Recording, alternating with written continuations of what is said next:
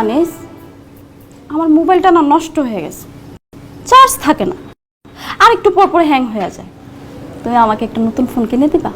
এমনি আমি সংসার চালাতে হিমশিম খাইতেছি, তার মধ্যে তুমি চাইছো তো নতুন ফোন। আচ্ছা যাও, হাতে টাকা পয়সা আসলে তোমার আমি একটা টাচ মোবাইল কিনে দিব। কিসের টাচ মোবাইল? তুমি আমাকে আইফোন কিনে দিবা। তোমার কি মাথা ঠিক আছে? আইফোনের দাম জানো? একটা আইফোনের দাম 1.5-2 লাখ টাকা। তাতে কি হয়েছে? আমি তোমার বউ, তোমার বউকে তুমি 1.5-2 লাখ টাকার একটা আইফোন কিনে দিতে পারবা না?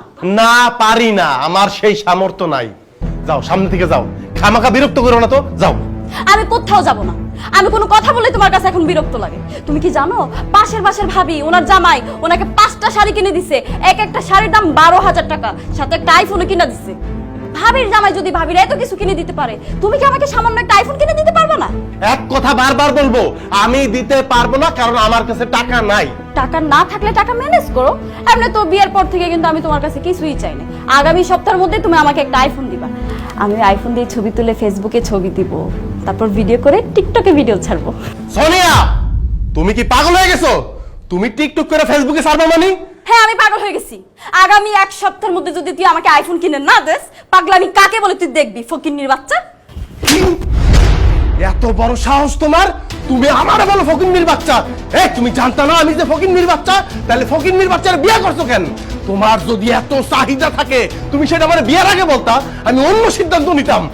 তোর এত বড় সাহস, তুই আমার গায়ে হাত তুলছস?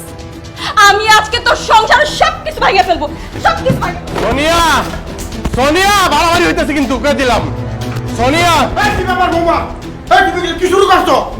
বোমা, তুমি কি পাগল হয়ে গেছো নাকি? এই জিনিসপত্র ভাঙচুর করতেছো?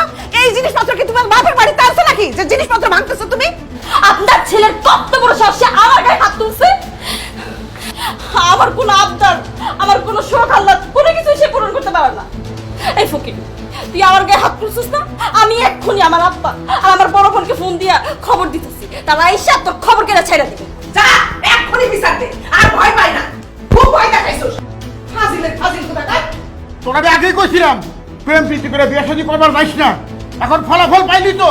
এই বউ তোর সঙ্গে কি খারাপ ব্যবহার শুরু করছে, তোর মার সাথে আমার সাথে, আর তোর জিনিসপত্র ভাঙিয়ে চুরি কি করছে। এটা তো মেয়ে না, এটা তো কাল নাগিনি।